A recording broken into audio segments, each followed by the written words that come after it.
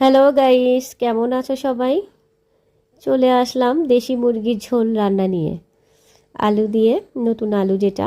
তো আমি চুলোয় একটি কড়াই বসিয়ে দিয়েছি আর খাবারের তেল সরিষার সেটা অ্যাড করে দিয়েছি। আর চুলার আঁচটা অবশ্যই লো টু মিডিয়ামে রেখে তেলটা গরম হয়, একটা তেজপাতা আর এখানে আমি 5-6টা পেঁয়াজ কুচি করে রেখেছিলাম সেটা অ্যাড করে দিলাম। দিয়ে ভালো করে নাড়াচাড়া করে একটু কষিয়ে নেওয়ার জন্য ব্রাউন ব্রাউন বা লালচে লালচে কালারটা করে নিতে হবে।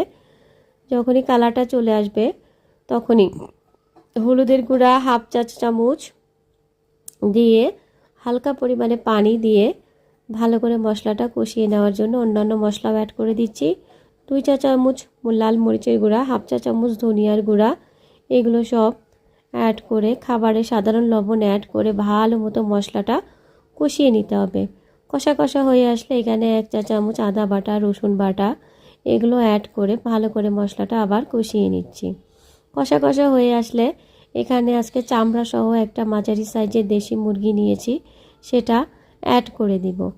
তো এই মুরগির মাংসগুলো আমি এখানে দিয়ে দিলাম। দিয়ে দেওয়ার পরে একটু নাড়াচাড়া করে নিচ্ছি ভালো করে নাড়াচাড়া করে কষিয়ে নিব। যত সুন্দর কষা কষা হবে মাংস রান্নাটা অনেক সুন্দর ও সুস্বাদু হবে। এই পর্যায়ে খাবারের সাধারণ লবণ একটু আবার ছিটিয়ে দিলাম, দিয়ে কষানোর জন্য অপেক্ষা করব। আর এই পাকে আমি এখানে কষানোর জন্য একটু পানি অ্যাড করে দিলাম, হালকা করে পানি অ্যাড করে দিলাম। যেহেতু এটা দেশি মুরগি, এই মুরগিটা রান্না করতে একটু সময় দিতে হবে। এই পর্যায়ে আমি 7-8টা আলু কেটে রেখেছিলাম, সেই আলুটাও অ্যাড করে দিলাম। আলুটা অ্যাড করে দিয়ে ভালো করে নাড়াচাড়া করে দিচ্ছি। আর বল্লক তুলে নিয়ে ঢাকা দিয়ে দেব যেন আলু আর মুরগিটা সেদ্ধ হয়ে আসে।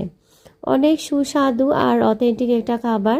এ পর্যায়ে আমি যে পরিমাণে ঝোল রাখবো সেই পরিমাণে ঝোলটাও এখানে অ্যাড করে দিলাম, কারণ আমার মাংস আর আলুটা সেদ্ধ হয়ে এসেছে। তো বন্ধুরা, তোমরা বাসায় অবশ্যই এরকম করে দেশি মুরগির নতুন আলু দিয়ে ঝোল রান্না খাবে, খুবই সুস্বাদু। আর এখানে দারচিনি ও এলাচ অ্যাড করে দিলাম, দিয়ে ভালো করে তরকারিটা নাড়াচাড়া করে বল্লক তুলে নিচ্ছি। সুন্দর করে বল্লক তুলে ঝোলটা একটু হালকা শুকিয়ে নিব। এত সুন্দর আর এত অথেন্টিক একটা রান্না, মানে এই মুরগির ঝোল দিয়ে ভাত অনায়াসে 1 প্লেট খাওয়া যায়। তো আমি হালকা পরিমাণে জিরার গুঁড়া আর হালকা পরিমাণে শুকনো গরম মশলার গুঁড়াও অ্যাড করে দিলাম, দিয়ে ভালো করে একটু নাড়াচাড়াও করে দিচ্ছি। তো বন্ধুরা, আমার তরকারিটা বলক উঠে এসেছে। এই পর্যায়ে আমি সার্ভের জন্য একটা ডিশে নামিয়ে নিচ্ছি। তোমরা বাসায় অবশ্যই